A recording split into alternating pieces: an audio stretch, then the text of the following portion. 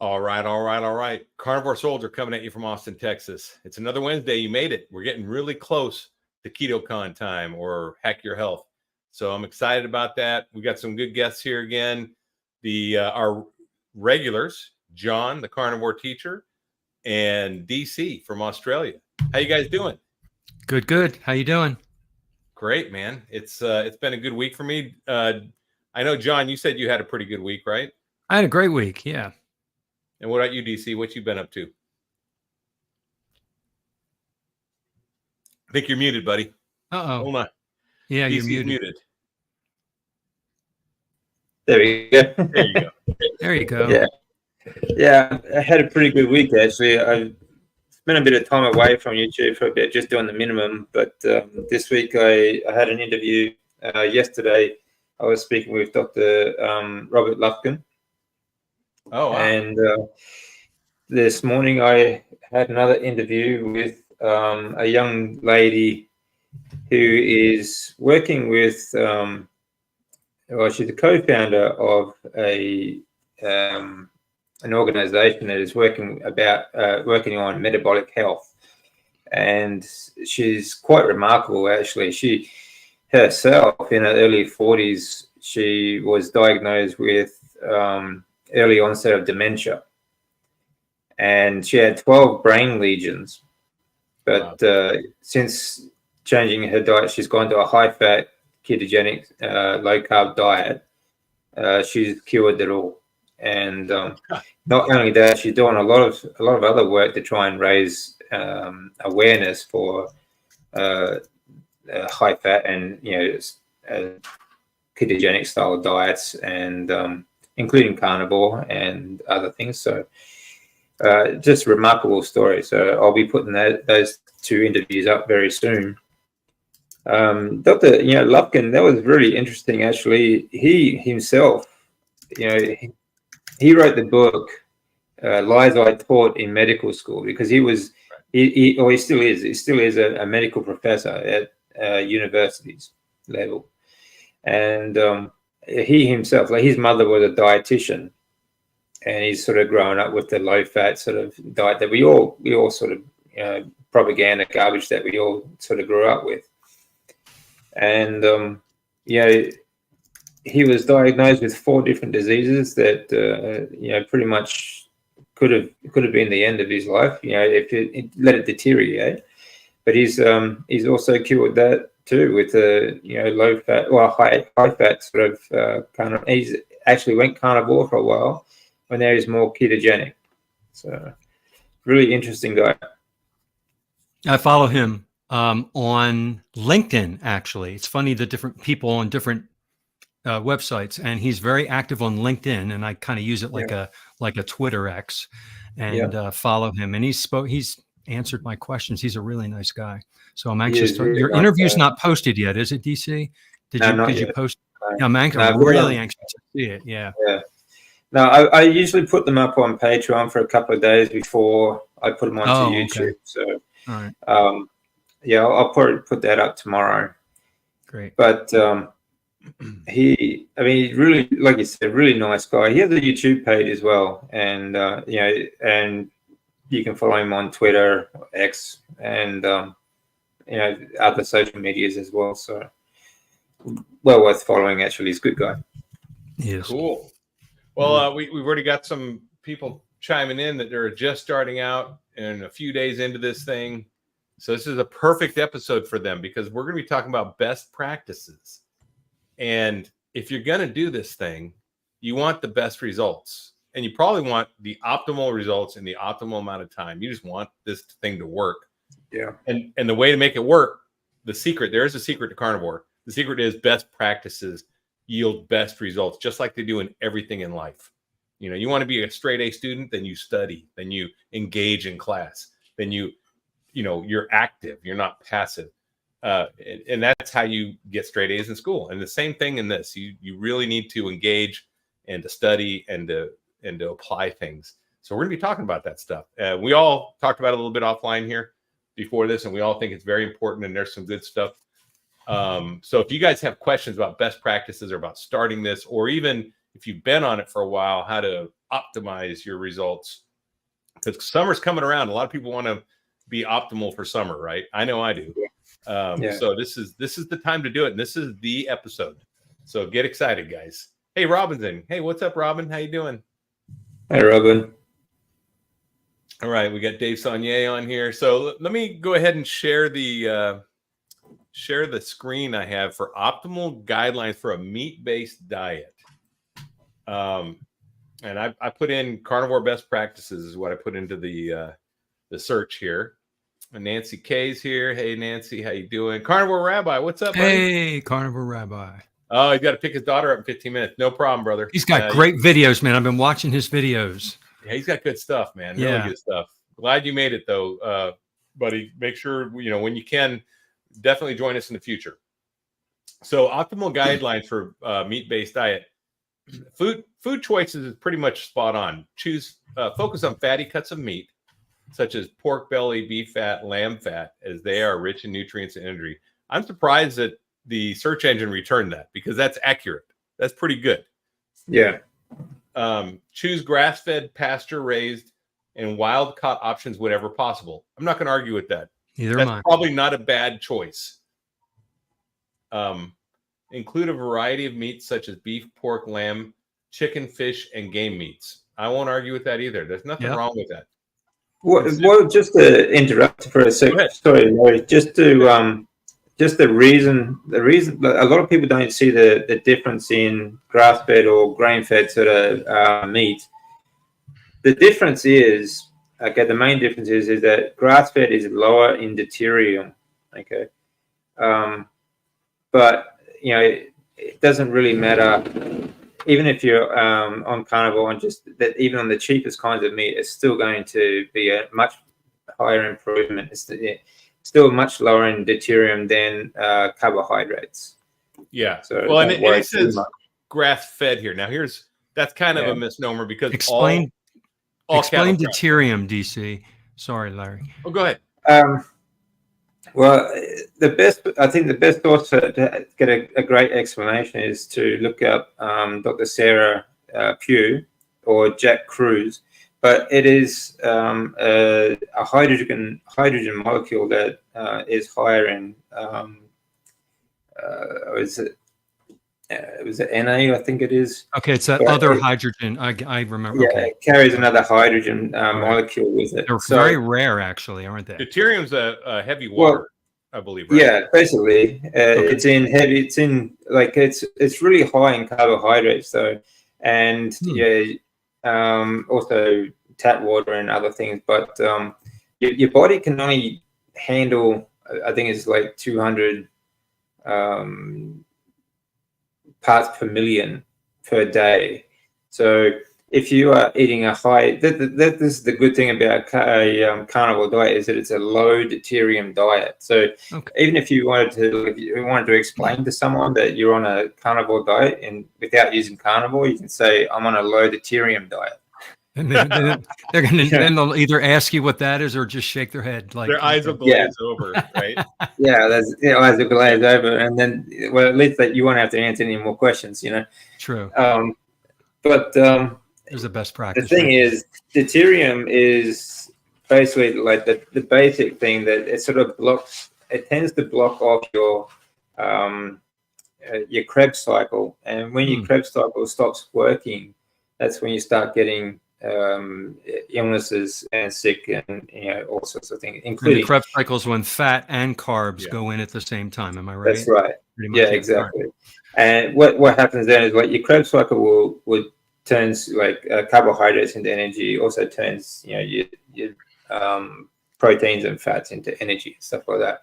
But when it gets blocked up with high deuterium, and it stops working, then you start to get metabolic dysfunction, and that's what causes all the major diseases, diabetes, cancer, all the rest of it. So it's the deuterium that actually is like the start of everything. So how much deuterium you take is interesting. And that's the thing about these machine oils, things like that, soy and all the rest, they are very, very, very high in deuterium. It's not just the omega-6s that imbalance. the fact that they are very high in the deuterium is the poison part as well. There is a little more omega-6 in the grass finished, and here's, I mean, in the grain finished beef. And here's the thing: it says choose grass fed. Well, all beef is pretty much grass fed. Yeah. So it's really talking about grass finished. And the verbiage they use grass fed to mean grass finished because everything eats grass. Yes. They all eat grass, you know. Yeah. Yeah, and the way cows are is you raise them on grass for a couple of years and then you finish them for 30, 60, or 90 days, typically. Fatten them up for slaughter. That's right. And the thing is, I mean, they always show these feedlots versus like the prairie, right? And that's a false thing too, because you can find local ranchers who don't have huge feedlots that just do a grain finish at the end. They do put them in a corral, but it's not a feedlot. It's not like not every grain finished piece of meat is from a corporate massive feedlot. You can actually, that's right. I buy grain fed and grain finished beef from local ranchers. So you can totally get it. And it's, you're still supporting regenerative farming, which is important, I think, and local ranchers. So it's not an either or. You can do both. You can do grain fed and support local ranchers. So just be aware. Yeah. It's just something to be aware of. It's like I said, even like you said, like most cattle are always grass fed up until the last few months. And those few months they use grains to fatten them up. So, which is another perfect example of why you shouldn't be eating grains if you want to lose weight. Right. Yeah. So because it's perfect for fattening animals up, which we are an animal. So there you go. That's right.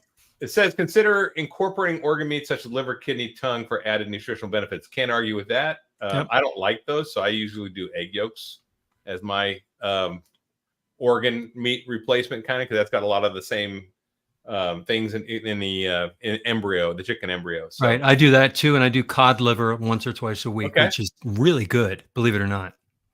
Yeah. What about you, DC? Do you do any organ meat or anything? DC? Sorry? Do you do any organ meats, DC? No, I don't. No. Okay. Yeah, they're not really necessary. I mean, if you listen, this is something Dr. Chafee said, which I really agree with. We have this amazing system of our tongue-brain connection. If organ meats taste good to you, you might need those. That might be your body saying, you know what, you need this, because that's really when your body's working properly. That's what's supposed to happen.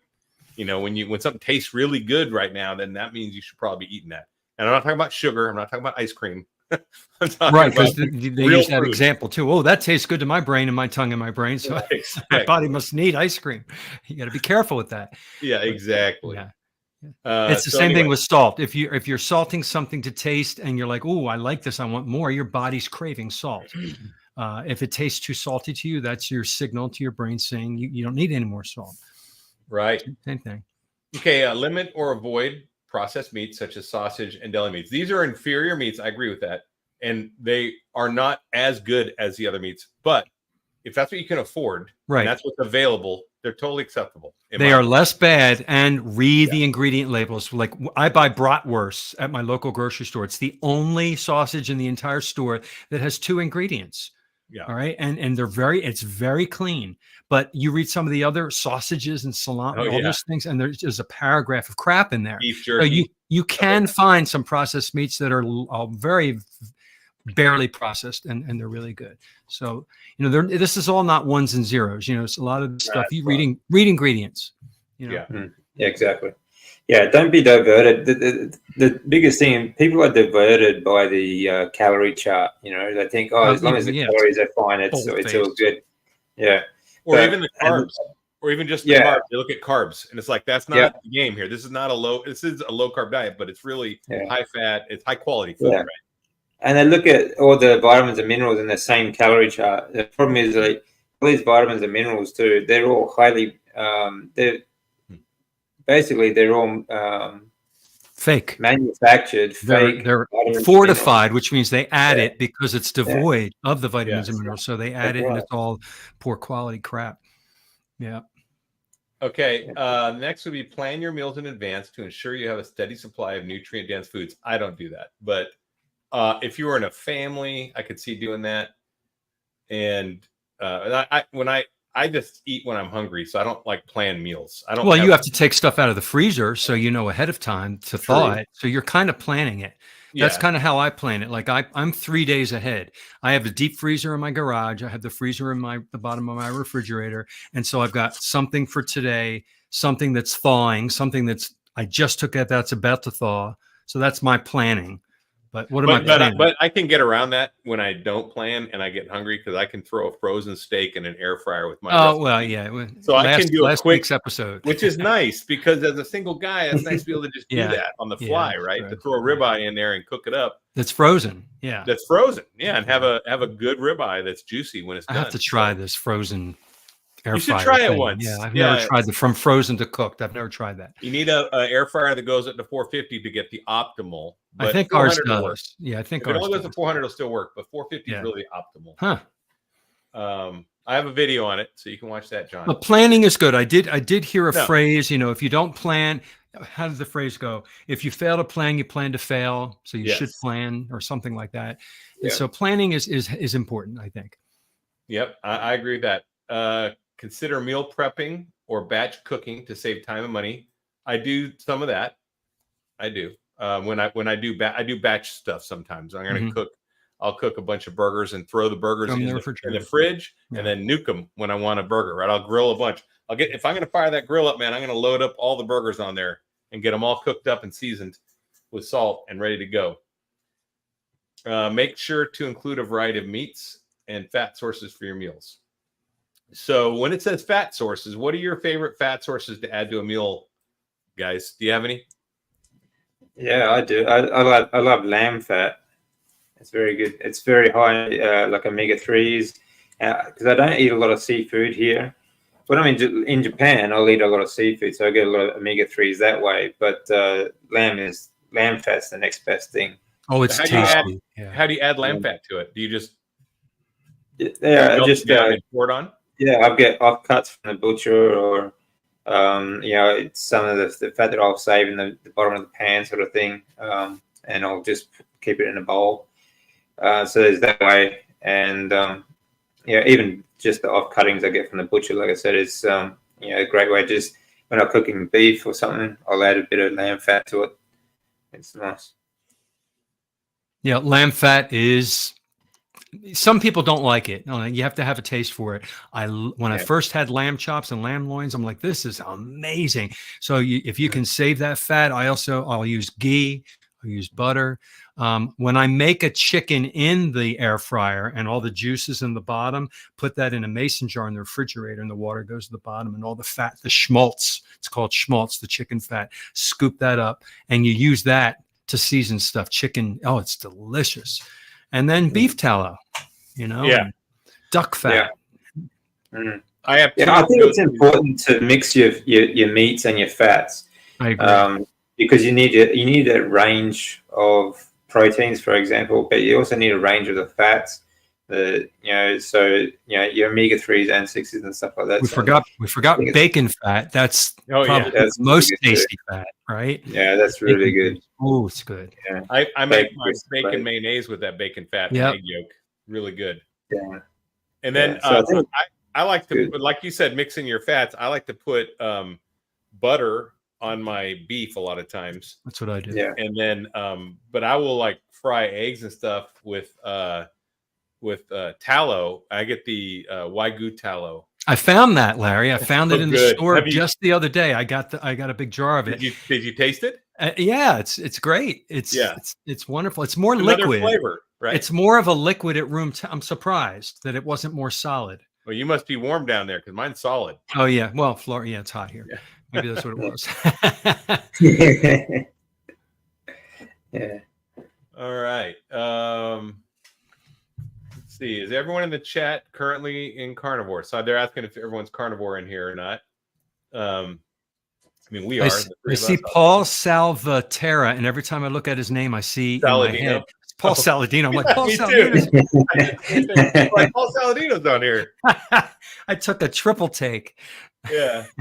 So yeah, adding fat sources to your meals. That's something I like to do too, and it does add flavor. Like you can add that Wagyu tallow to a burger, and it makes it. It just changes the flavor. I mean, You melt that on top. Oh yeah, it's good stuff. Yeah. Okay, next, portion control. I don't like the way it's labeled because I don't ever really worry about portion control. But this eating until satisfied and not stuffed, I think that's pretty accurate. That's about right. Yeah. Yeah, it depends on the stage you're at too. Like, for example, if you're priming, like if you're loading before a fast, I think you can eat until you're stuffed. Like, just eat as much as you can. But also, if you're working out heavy, when I lift heavy, I eat more often in the day. I eat 3 or 4 times. Well, you want to eat more. more. You're going to eat more to be more. satisfied anyway. If you're working out, you're going to be needing more food to be satisfied anyway. Right. And I found that the higher the fat in the meal, the quicker you will be satisfied as well, because it's the fat that satiates you. All right. It is. So I always say, like, I think you should focus on the fat intake over the protein intake, because that's what's going to satiate you, and as you get most of your vitamins and minerals from anyway. So, and most people coming to carnivore always undereat the fat because we've been fat phobic for years, and we've been told low fat, low fat, low fat. So when we're adding fat, we just add this little, like, oh, I'm going to add some butter. I'm like, that's not enough. We have to add a lot more fat to lean meats if they're lean. That's right. Exactly. Yeah.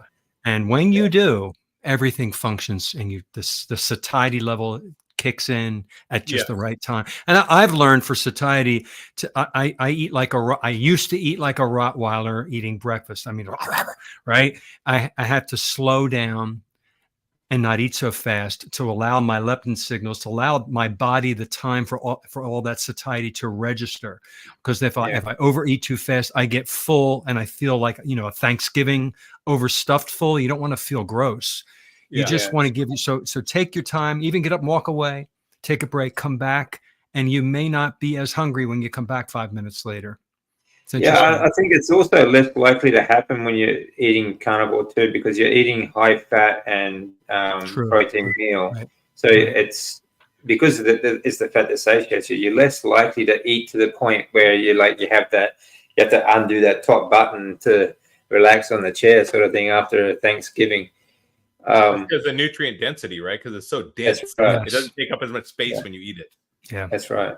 Which is why another reason to emphasize the fat, because that's where you're getting your nutrients. You want as much nutrient dense food as possible. You do. And in that vein, I learned from Dr. Chafee, and I've been applying this, talk about best practices, is not to drink a lot of water an hour or two before a meal, because that takes up space in your stomach, and you're going to get that satiety signal incorrectly, because your stomach, you're getting the stretch receptors initiating some of that leptin. And then not to drink too much water directly after your meal. Let your stomach acid have the pH level that's high enough to break that meat down, and not dilute it with water. So I don't drink. I'm conscious of what I'm drinking a little bit before and a little bit after my meal, to not drink water. Yeah, I agree. Water it also, something I noticed too, is that if you drink a lot of water during and just after your meal, it doesn't give your body time to absorb the fat, and it'll go straight through you.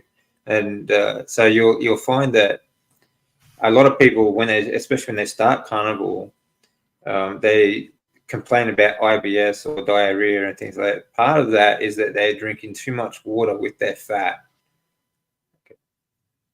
Apart from the fact that their body is also getting rid of a lot of water and other things that there's other issues there. But apart from that, if it continues, it's usually because they're drinking too much water around their meal, and especially with a high fat meal, which is what it should be. Your body just goes straight through you. Goes into the colon and right out with their waste, right? So pay attention to your body's hunger and fullness cues. We were just talking about this, but this is the thing. People coming into this diet don't have a properly working hunger and fullness cue. This is totally broken based on the standard American diet. So this is something you have to develop and learn.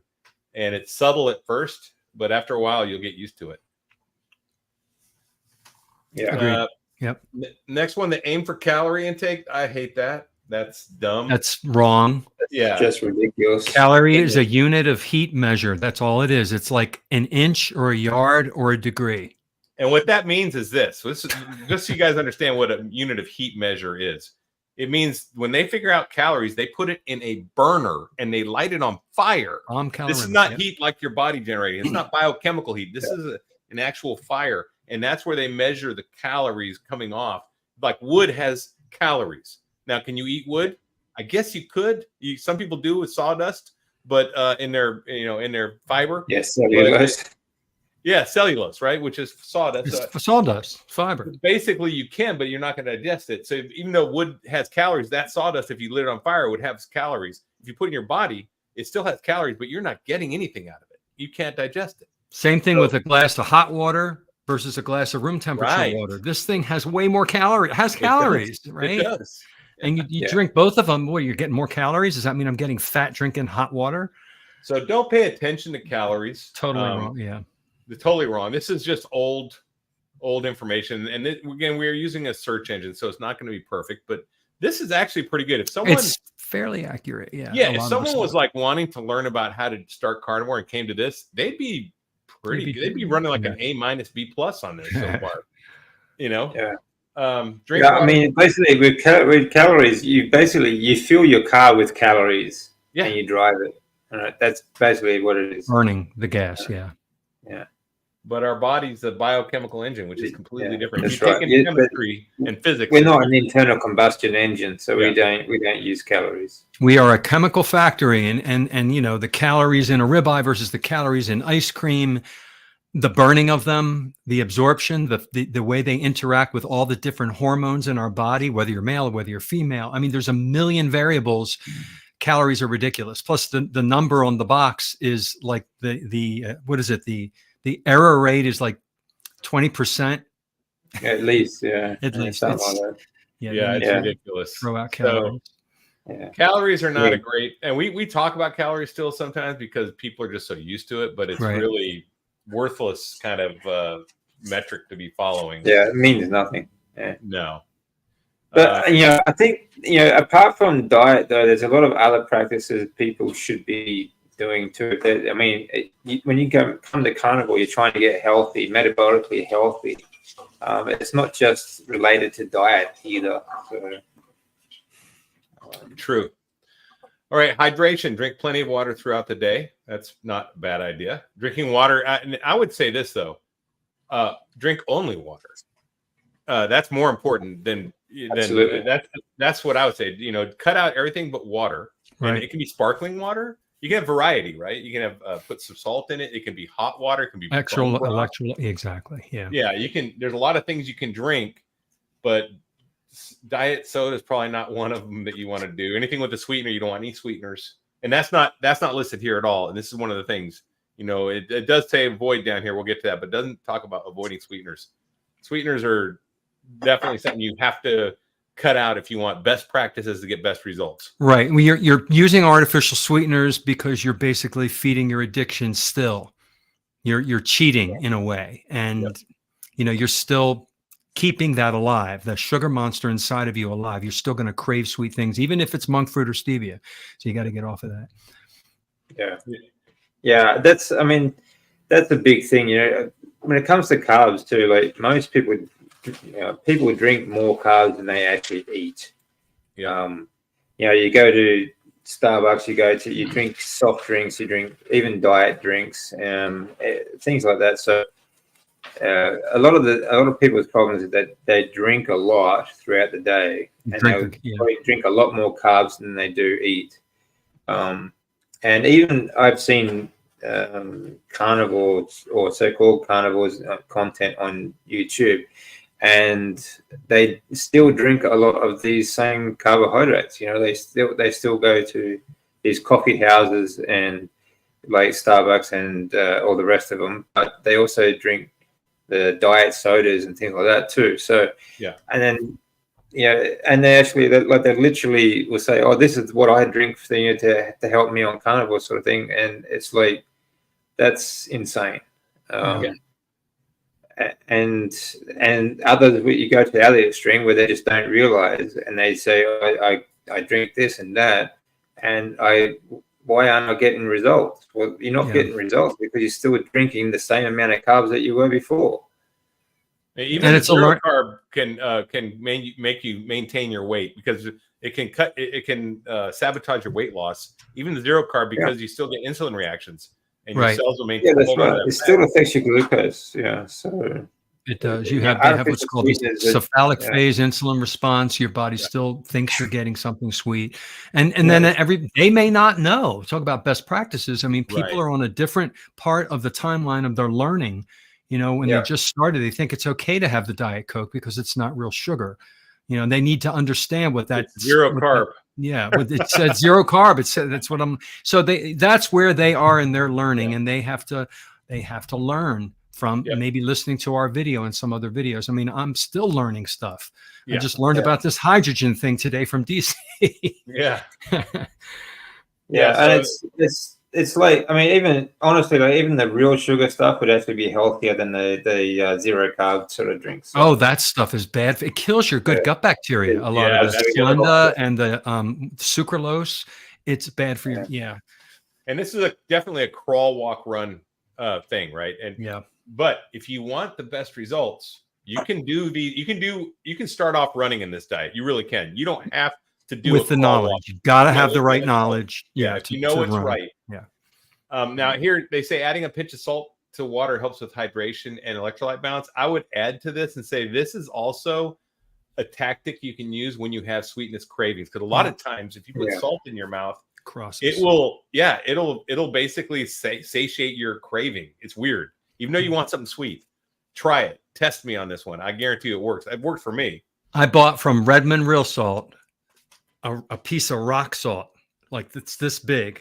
I have it in the other room, and I don't use it anymore. But when I would get a craving or something, I just suck on it for a minute or two. Oh my gosh, it goes away. I mean, you know, it's salty, but then when you're done, and then I drink some water, you have no craving for sugar anymore.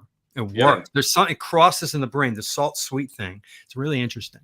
Try it. Yeah, that's something I always recommend too. Is salt water, especially I don't recommend drinking water before bed, but first thing you get up in the morning, have salt water, like really salty water, to help you hydrate really quick. 7 to 8 hours of no electrolytes and no water. That's a great thing to do in the morning. Yeah, you're right.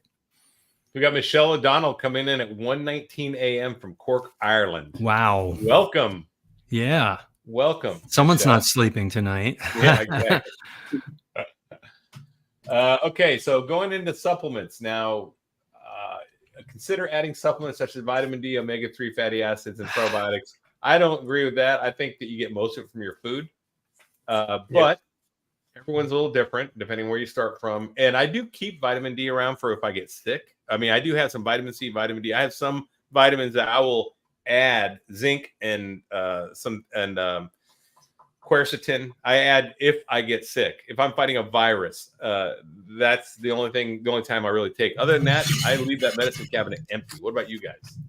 I have C that I will only take if I feel like I'm getting a sore throat or scratchy throat, and I will just take a little bit of C because I don't want it to turn into oxalate, which too much does. And I will take D3 with K2. If I think I'm getting sick, I'll add that because I get a lot of sun here. I'm out in the sun constantly. I don't really need to take it. And I take a magnesium supplement every day because the ground is deficient in magnesium because of modern farming techniques. And I had paroxysmal atrial fibrillation, and the magnesium is part of the cure of why carnivore and magnesium, I don't have AFib anymore. So those are, oh yeah, I didn't know that. Yeah. So those are I technically still have what's called paroxysmal AFib, which means it comes and goes. So like twice a year, I'll jump into AFib for a few minutes. That's gotta be scary. And that's it. But before I was in it constantly, and I was on this medicine. This is before I was even doing keto or carnivore. So magnesium is an amazing electrolyte that's healthy for many reasons, especially for the electrical rhythm of your heart. So, you know, I've heard from many of the doctors online that most humans are deficient in magnesium.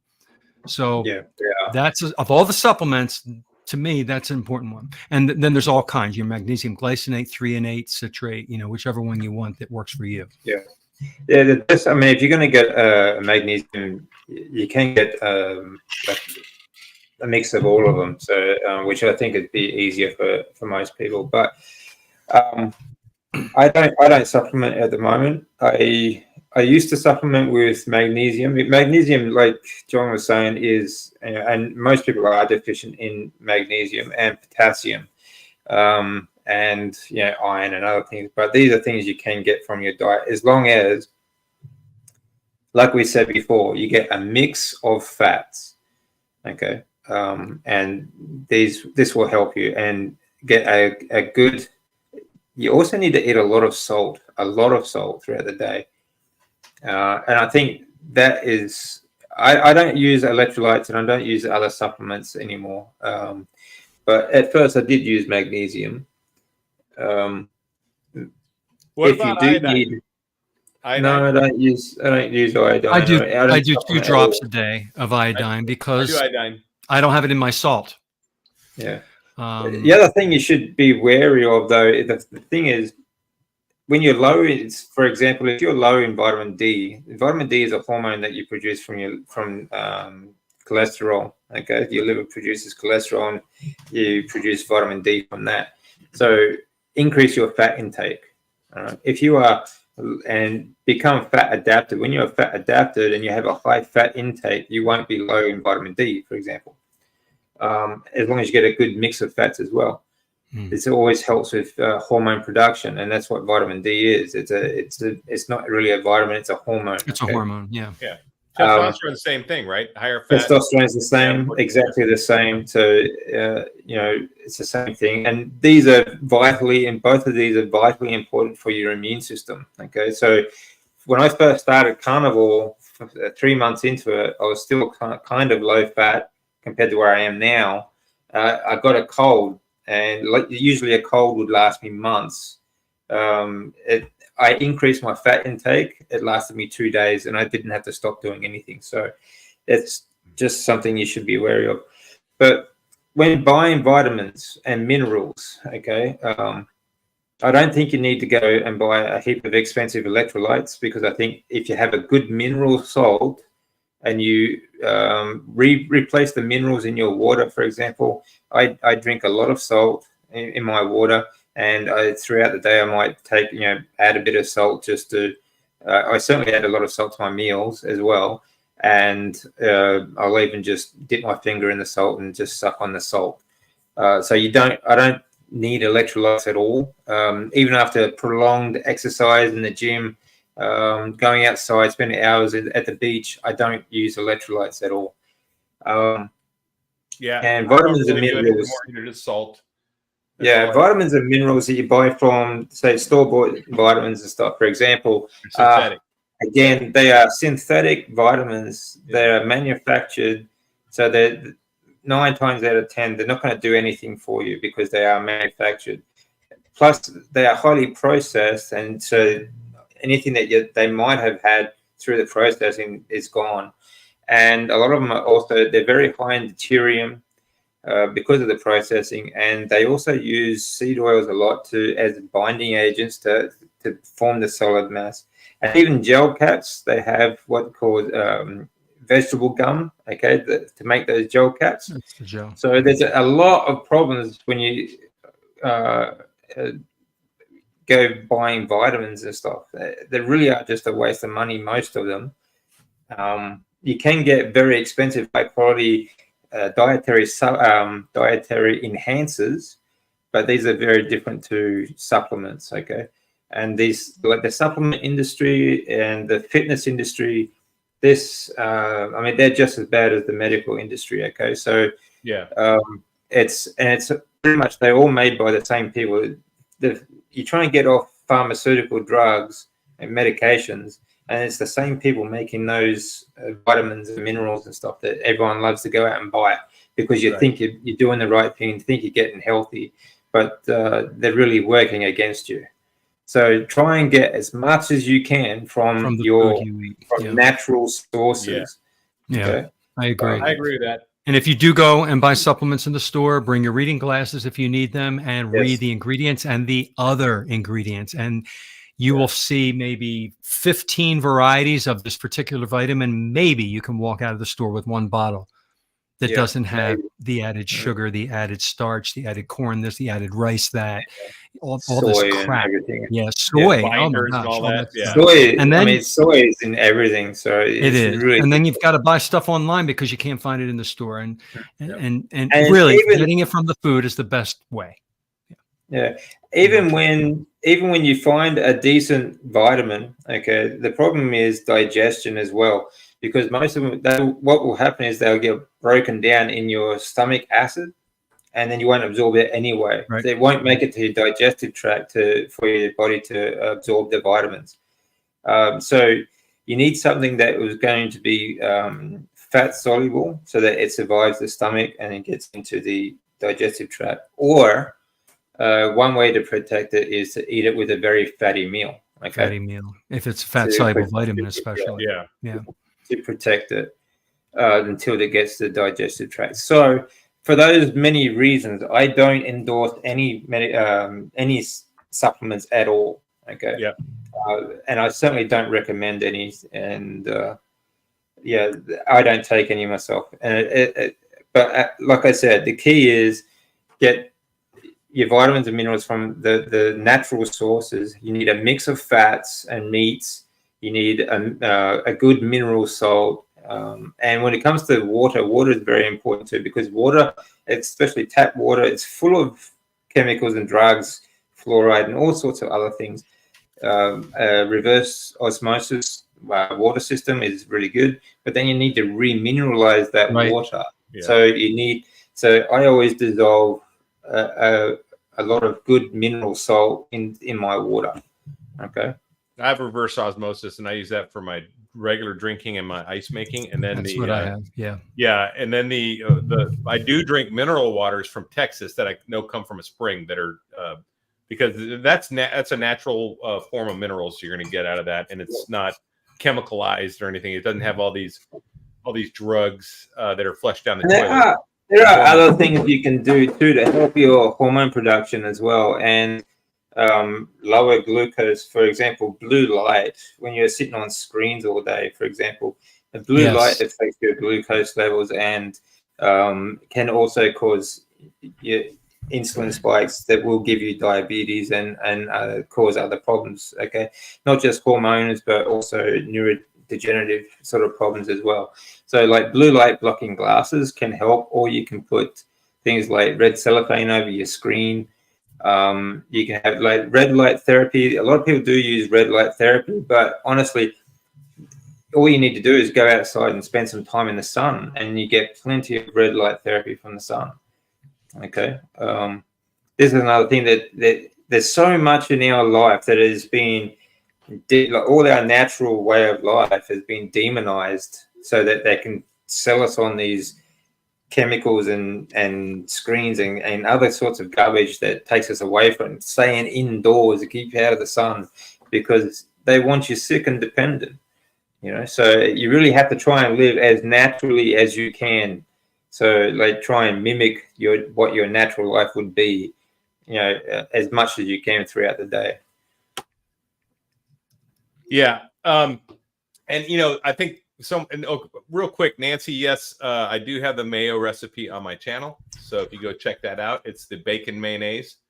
You can make that with duck fat or butter. Duck fat has like a neutral taste. Butter has a buttery taste, and then bacon has a bacon taste. I tell you right now, making mayonnaise for like deviled eggs, bacon mayonnaise is the bomb on deviled eggs. It is. People make that stuff disappear. Someone commented that we're making this complex, making the simple complex. I saw that. But I just want to point out that, yes, the simple way to do best practices is BBB&E. And that's really the simplest way of doing it. And that means nothing outside of BBB&E. That's just beef, bacon, butter, eggs, and water and salt. And nothing beyond that. Nothing. No sweeteners, no added, no, I'm going to add this to this, and I'm going to drink coffee. And that's the best way to make it really simple. Now, what we're doing, we're diving in and breaking it down. We're breaking it down. You could do pork. You could do lamb. You could do other ruminant meats. And And Yeah. seafood is good too. And seafood is very healthy. Although, Yeah. you're going to have somebody who's always going to speak up in the comments or whatever and say, oh, the microplastics and the toxins. And Someone talked about rabbits too. So you can eat rabbits, but you need to add fat to that for sure. They're very lean. Rabbits are super lean. Yeah, rabbits Same with chicken. too Same lean. with chicken. Yeah. Chicken's too lean too. Yeah, Really. any lean meats, you need to add fat. Like chicken, leave the skin on, for example, if you can. But chicken breasts are so chicken lean. breast, for example, you Eat the have chicken to wings add and fat. thighs, and add fat. But if you do cook like chicken breast, for example, or rabbit, just add some lamb fat or beef fat or anything like that. Yep, you can fry it like they recommend coating it in pork panko crumbs and deep frying in tallow or lard. That works. That sounds good. That's a way to eat rabbit right there. Or I've seen it made in like a cream stew, kind of like you can do that too. But there's different things you can do. All right. So after that, we had consult with a healthcare professional before adding supplements to your diet. I would say none of us are doctors, and you need to consult with a doctor anyway before you do the diet if you're going to start it out. Not a bad idea. I didn't do it. I think better than that, though. I think the problem is doctors know nothing about nutrition. Right. That's a problem. Sadly, they don't. You're right. Yeah. So the problem is find yourself a nutritionist, not a carnivore-friendly nutritionist. Okay, not a doctor, because they know absolutely nothing about nutrition. What you do find though, although we don't have, we're not doctors, we can't say we're doctors, but we do have experience. I'm 10 years keto. I've been managing blood cancer from my deathbed and to where I am now. So I do have some idea of what nutrition is. And the same with John and Larry. They've been doing this for quite some time as well. So a lot of years between us in experience and knowledge of nutrition and how it affects us. And that's what we are talking about now is what we do, how it affects us, and what is working for us. We can't say exactly what's going to work for you because we don't know your situation, but that's all we're doing. Everybody is different. Everybody's body is different. And so you find your path, but there are some generalizations, some basic points that we're all talking about. So we are kind of making it complicated because we're putting all of our 2 cents in, and everybody's different, and just some basic points to consider. But you don't have to take it to this level of depth. You can just do the BBB&E. And start out easy, and then but I think, and what we talked about offline earlier, Larry and DC, is what I think one of the most important things for best practices is to hang out with and follow some of the best people. And so on your YouTube channel, who are your favorites on your YouTube channel? I could pull my YouTube channel up and I can show you Dr. Chafee, Dr. Berry, Dr. Sivas. I've got all my doctors and nutritionists lined up for years. I've had them for years, and I will listen to them regularly, and I learn things from them. And from them, they'll interview somebody I never heard of before, and I'm like, oh, Dr. Kiltz, hey, let me make him a favorite. And then you follow these great people, and some of them will disagree with each other, but the common denominator that they all talk about, and the common denominator things that they all agree on, that's what I walk away with. And I feel like I know the facts because I've heard it so many times in so many ways from so many specialists and doctors that I feel like it's right. Some people do think, oh, I don't know who to believe. I keep hearing all different things from different people. Find the common thread, and that's what you'll find. I listened to one lady, and she talks all about oxalates. I've learned so much because I had a kidney stone. So, I was drawn to that, and I was interested in it. And a lot of people want to know about that because they're getting off of their standard diet where they ate a lot of oxalates, and now they're having problems because they went right into carnivore and their body started dumping these oxalates. They started having problems. Well, you don't know what it is. You find people and you learn from them online. That's right. Yep. Yeah. And make sure that people are, well, I would say just make sure that when you do follow people that, you want to follow people that are going the direction you want to go. Right. They're getting the results you want to get or have already gotten the results. Show the receipts, because some people, I do know there are content creators out there in this community that, and usually you can tell by the sensational headlines that they're just trying to get views on their channel. I could care less about views. I care about helping people. And I could stop making videos tomorrow. My videos will still help people 10 years from now, I think. Use And your that's gut the idea. instinct to tell you if this person's legitimate or not. There's a lot of nut jobs out there. There's a lot of people that are giving the total wrong information. So you do have to use your instincts too to decide. That's right. I've unfriended and unliked certain people because Me they were too. going in the wrong direction. Me too. Yeah. You know? Yeah, that's the thing. Like, you have to be really discerning. Like you said, make sure they're going in the direction that you want to go.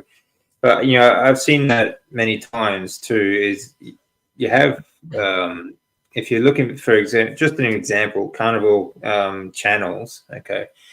It's not always carnivore channels, you know, just even keto or low carb sort of things. But then they do videos like, oh, the coffee I choose when I go, or the latte I choose when I go to Starbucks, for example. These things like Starbucks, they are full of seed oils, and like you might as well drink down a box of donuts because it has just as much sugar and seed oils in it. Okay. People who say they're fasting, but they're drinking this latte, like a grande latte sort of thing. That's not fasting. Okay.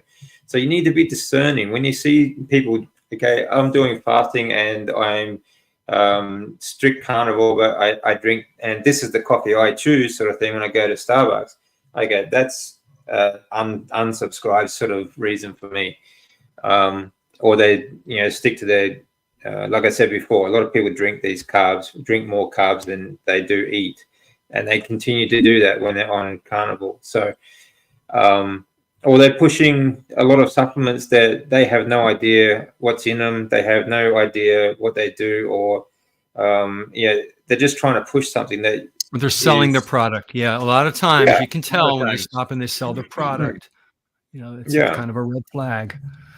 Yeah. So they're the kind of people that you just want to, that's it. Yeah, that's for me. Okay. I definitely unfollow.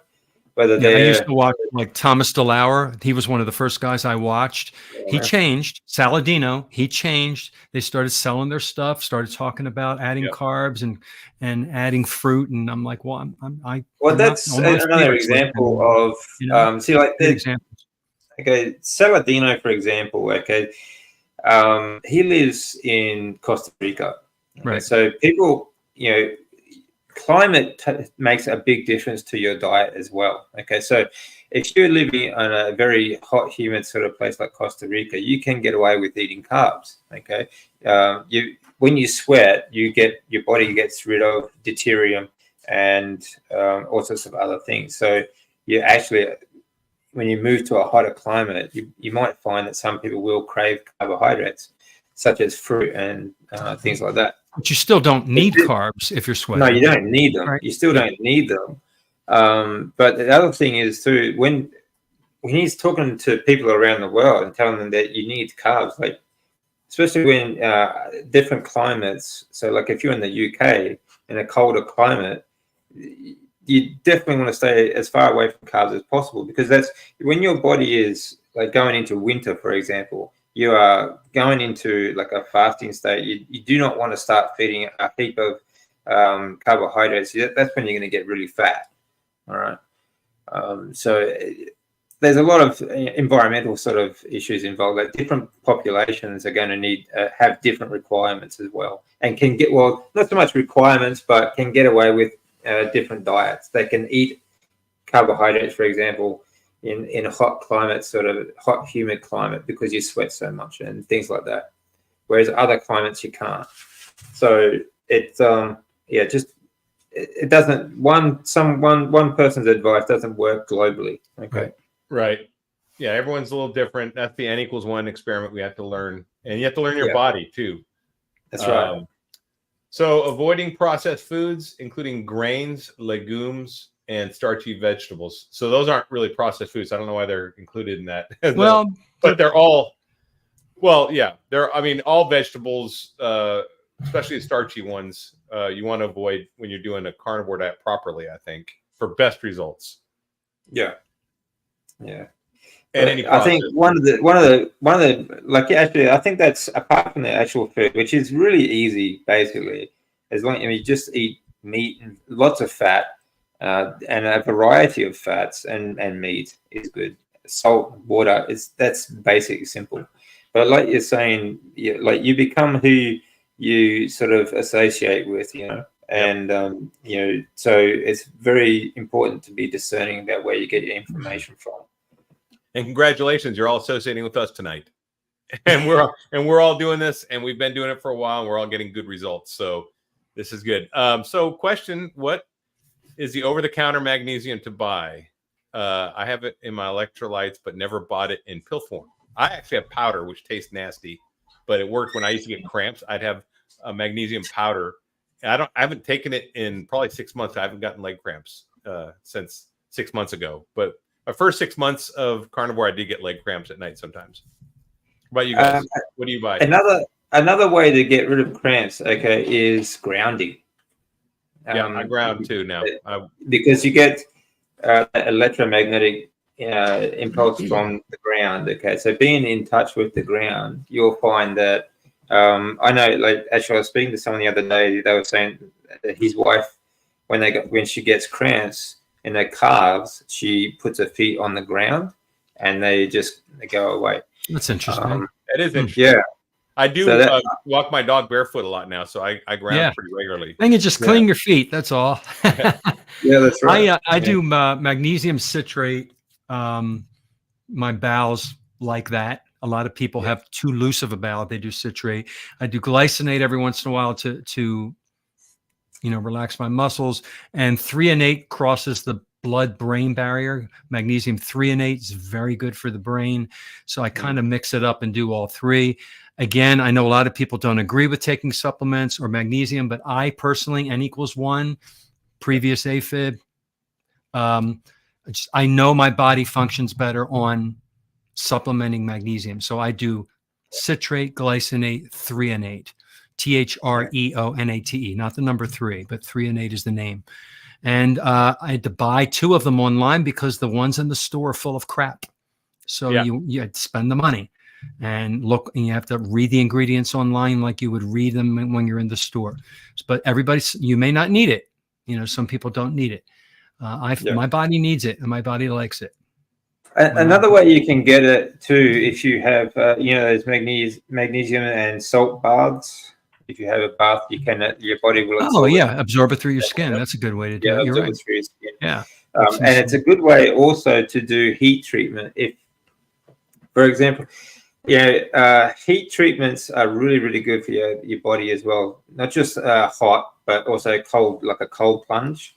So have for example, if you're going to do a salt bath with magnesium salts or just bath salts in general, have it as hot as you can stand it. Hot tub, yeah, like come out of that tub for you only need it for 20 minutes, and you have it so hot that you just red all over. Go as red, as hot as you can stand it. And then have a cold shower afterwards, or a cold plunge if you can. Cold plunges are really good for to stimulate your body as well. It also helps. Both these treatments also help your body to get rid of deuterium. Okay, to actually expel deuterium from your body, which is like a detox sort of thing. Stimulates that brown fat too. It's very good when you do the cold plunges. And it also stimulates your lymphatic system to move body fat around. Okay, and to get rid of body fat. Okay, so very good for weight management, very good for absorbing vitamins and minerals, also very good for getting rid of deuterium, so detoxing and things like that. But like I said too, the electromagnetic energy that you get from grounding, okay, will also help with cramps and so many other things that it gives you. Because the reason why you're getting cramps is because you're not getting energy to those muscle cells, and they sort of fire and they cramp on, they sort of lock on, sort of thing. Magnesium is a great supplement. I always used to take that myself as well, because it's not just good for things like AFib and controlling neurological firings and things like that, but great for muscle recovery, especially after training, after heavy gym session. Magnesium is fantastic to help you recover. Yes. But having said that, I don't take it anymore because I do all these other things. Okay. Yeah. And I was AFib myself. I was in a really bad way 12 years ago. Okay, and 10 years ago, really bad way. But everything is good now, and I've cured things like that. So I don't take, and now zero medication, zero supplements, and it's amazing the difference that you get. The red light therapy from the sun. Okay, the energy you get, because you are solar powered as well. Okay, your batteries need recharging from the sun. The energy you get from grounding, and as long as you get the right nutrients you get from your food, you should be okay. Grounding actually changes your blood too. It changes your viscosity of your blood, and it changes the pH. pH, So I know blood pressure, heart rate, everything. So it's not just, and this is like proven factually, not my opinion. This is like they've done studies where they've actually it's before and after. If you check out my page, a really good interview with Dr. Sarah Pugh, we talk about grounding, sunlight, blue light, and deuterium. So it's well worth checking out. And she also has on her page a lot of specific videos about deuterium and about grounding and blue light and things like that. So, it's really worth your time. Okay. Desonye says avoid vitamin gummies. I would avoid anything that's gummy. If anything gummy, it's all just sugar past your lips. Yeah, it's just sugar. Yeah, and vegetable gum and stuff like that. And gummies. Lisa sharing the news, trying to help her coworker lose type 2 diabetes. That's awesome. Dr. Barry's the guy. I mean, he's you really can't go wrong giving his information out. Actually, that's those gummy things. That's an excellent example. Okay, like if all these supplements and vitamins and everything was so healthy, they wouldn't advertise. They wouldn't be able to advertise them so much. They wouldn't be trying to target kids as much either. That's why they made them in those gummies. Okay, there's sweet in the gummies. section in the grocery store and the pharmacies. If you've ever really taken a look at how many things come in gummy form now. People are like, oh, I can get my fiber in gummies, which you're not supposed to have fiber. Oh my gosh. All these different things are gummies. And of course they're going like crazy because it's candy. And it's addictive. Yeah. And I remember my sister bought it from my mother. My mother, my mom and dad are gone now, but when my mother was suffering with her ailment and she bought she thought he was doing the right thing. My mother's like, oh, I have these wonderful gummies. I'm like, Mom, you can't do that. It's going to feed the cancer. It's sugar. And, they don't want to hear it. She's in her 80s, and I get angry because it's the industry made my mother sicker, Yeah, that's right. Same with my family. Well, that's the thing. Like even the keto sort of space has been hijacked by corporations, with the so-called keto, low carb friendly sort of snacks and all that sort of garbage. And they sell all sorts of stuff like chocolate bars and ice cream and all sorts of candy and garbage. All processed. Highly processed. And highly high in feeding the addiction with lookalikes. They're lookalikes is all they are. We got another question, guys. Okay. Who has any of you guys used a coach in the beginning? I did not. My coaches were Dr. Barry, Mine too. Yeah. Yeah. I mean, Dr. Kiltz, all these doctors, they were my coaches. I consider them. You can use a coach though. I have a wonderful coach I could recommend if you want to start. And her name is Kim Howerton. And she is she's a keto coach. She's not a carnivore coach, but she's an official coach. She's Dr. Barry's right-hand gal. All right. So, she's endorsed by him, but any of the coaches that Dr. Barry has on his private community are great coaches that you can. They have a PhD community of coaches. You can use one of those. I've interviewed a couple of them. Oh yeah. They're great. I didn't have one personally. I had them for free on YouTube, but I didn't pay for somebody personally. Yeah. Right. I don't have any coaches. I mean, I am a coach. I'm a strength and conditioning coach. I've been a Bachelor of Sports and Exercise Science. And, I was in the fitness industry for many years before my diagnosis, and this is why I keep saying to people, it's the fitness industry is killing people. Okay. And the reason why I say that is because I was in the fitness industry. I know, all right, the low fat, sort of regime that they keep you on, or they want people to take up, is what kills people. Okay, low fat, and everything is low fat and high in seed oil. So, and that's what these were the underlying issues for my condition. So, I've been. I've been in almost 30 years. So, and the last 10 years, I've been very high fat diet, and been doing this, and this has kept me in remission. So, I coach myself. I find the information, I do the research, and this is what I do. So, but if you ever have any questions, please feel free, and I'll try to give you the best information I can and point you in the right direction, at least, because there are some really good doctors out there too, and some good websites that you can find this information. So, Aid has a comment about when thousands of anecdotes all align, you have a hypothesis. Yeah, each one of us is a data point, right? If you were to chart all of our data, people who are actually doing this, you will see the hypothesis come. And that's what you can see it all over the place. The common denominator. Cancer, or the common denominator is diet. Is what we eat, what you put in your mouth. So that's fact. Well, let's finish this off real quick. We got avoid added sugars. They did have the sweeteners in here, artificial sweeteners and artificial flavorings too. And this is something I know John's big on. Artificial flavorings. You don't want natural or artificial flavorings. I don't want to read on. First of all, you buy foods that have one ingredient. Right, you avoid all of that by buying one ingredient food. 100% egg, beef, lamb, pork.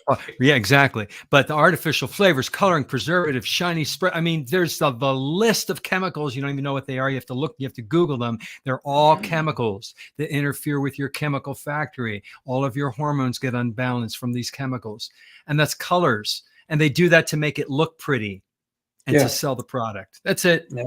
So don't eat just eat one, just buy ground beef and eggs.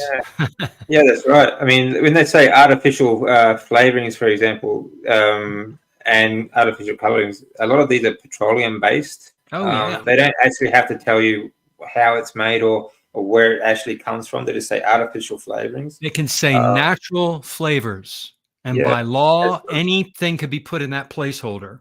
Yeah, it could be monosodium glutamate, which is it has a double meaning too. And when they say natural flavors, it means that it tastes like the natural product. Right. It's an oxymoron. Yeah. Yeah. The last one is avoid low fat or lean meats. Yeah, avoid anything low fat. Avoid it like the plague. Or add any low fat. Or add the fat, And then they don't provide. It says they may not. I'll just say they don't provide the necessary nutrients and energy because this is a high fat diet, guys. It's not that's what it really is. It's not a high protein diet. It's the same protein you should be eating anyway, regardless of what your diet is. This is a higher fat diet, but it's a good fat diet. Beginners need to understand and learn at wherever they are on the learning line that fat is not just fat. Right. Fat doesn't make you fat, and it's not just fat. There's nutrition in there. There's energy in there. Your body, oh my gosh, the cholesterol that your body makes from that. Your testosterone, exactly. I mean, the fat is more important. It's equally important to protein, but you've got to have your fat. Yep, and your cholesterol. Yeah. Yep. Actually, there was some idiot Australian has a YouTube page, and they call it Frugivore, and Frugivore? Yes, they only eat fruit. Okay, and she literally has a video talking about it. It's called fat because it's already a fat. So when you eat it, it's just instant fat. The absolute imbecile. She has absolutely no understanding of the lymphatic system. When you eat fat, this gets absorbed. You have 5 major organs in the lymphatic system that are built to absorb fat. Okay, and it absorbs the fat and all the vitamins and minerals into your what's called lymph fluid. Okay, and that lymph fluid gets pushed around your body. And so all your fats, vitamins, and minerals, everything like that. And it also carries all your proteins, your white cells, and things like that, and all for your immune system. And that gets pushed around your body through your lymphatic system. Okay, And your lymphatic system at the same time will also take away all the waste from, dead cells and things like that. Okay.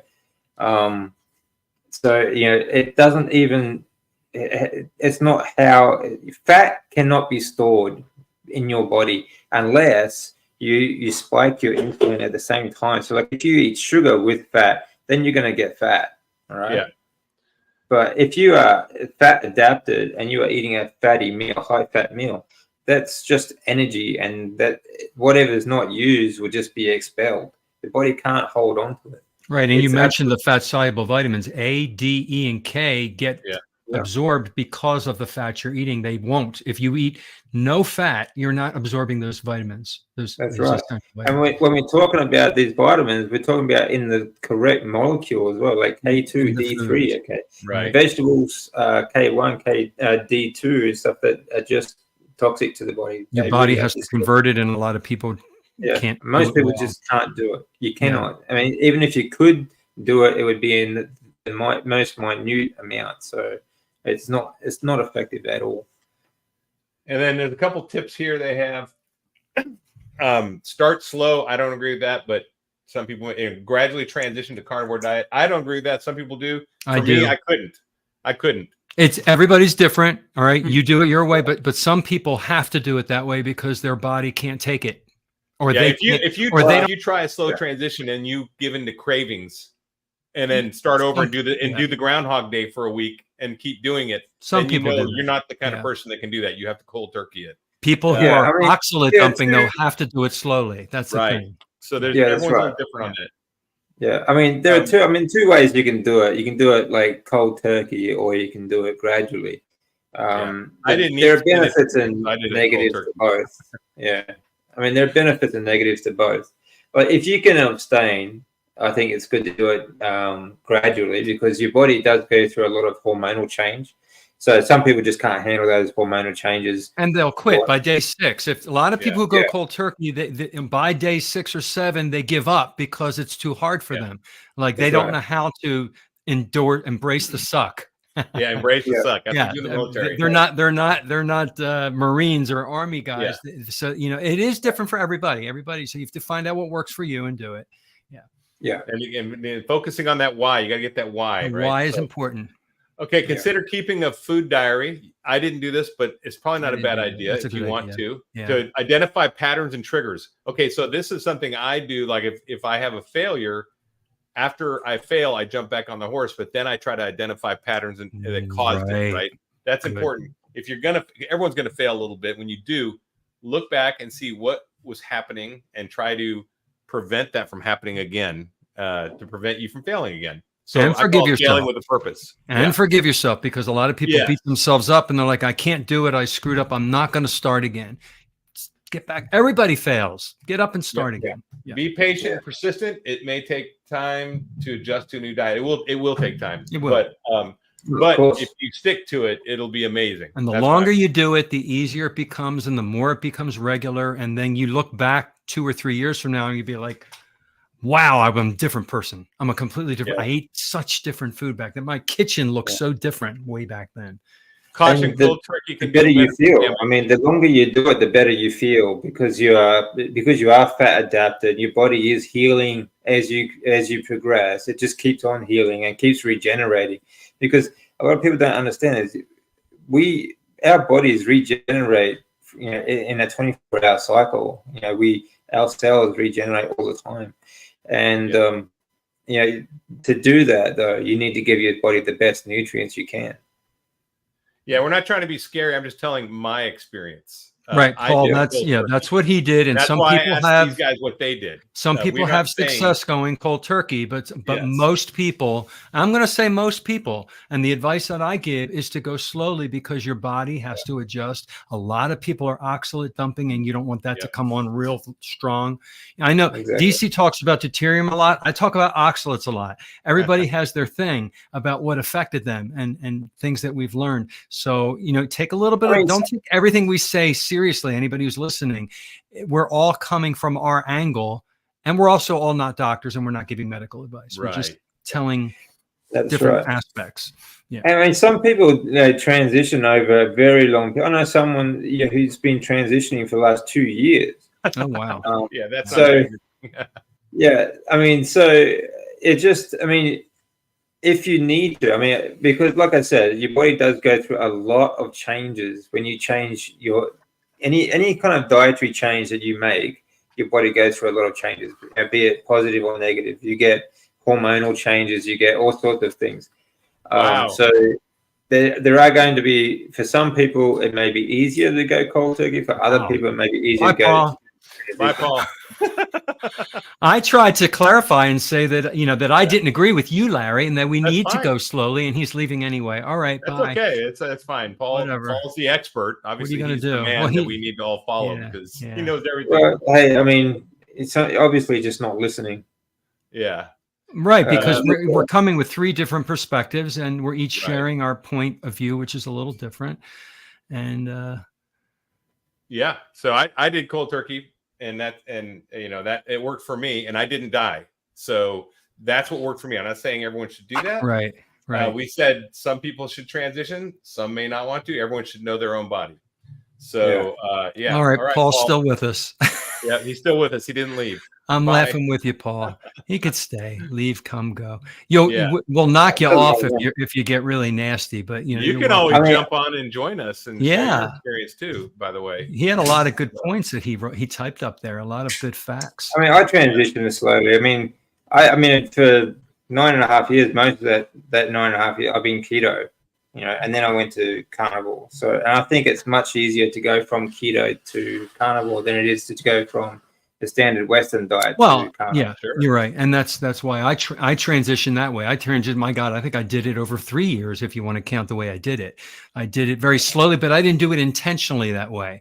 I just did the keto diet first, and then I went into ketovore for a few years, and then I decided to go carnivore. And I had done keto in the past, and I had always cold turkeyed it when I went to keto. So you knew what that was, yeah. So I knew my body would handle it, and when I went carnivore, I did the same thing, and it handled it fine.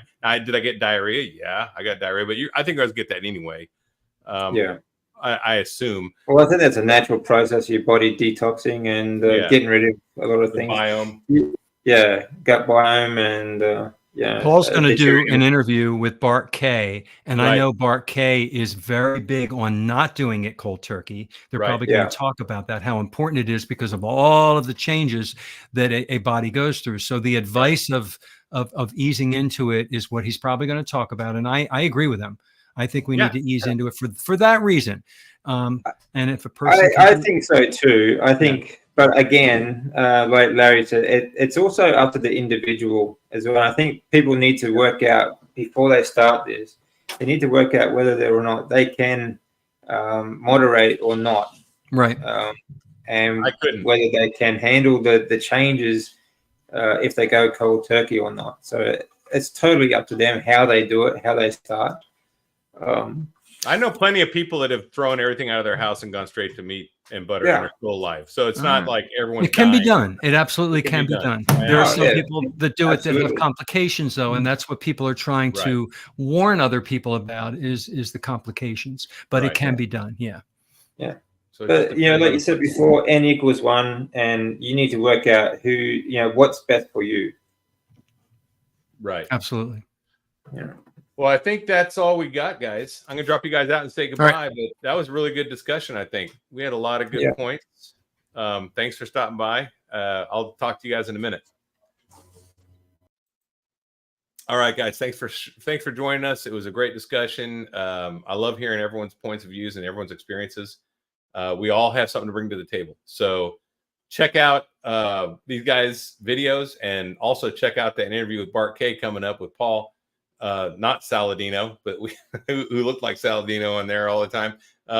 Also check out some of the other YouTube content creators that were in the chat. You might have seen them, like the Carnivorous Grandma and some other ones in there. There's a lot of good channels out there, a lot of good information being put out.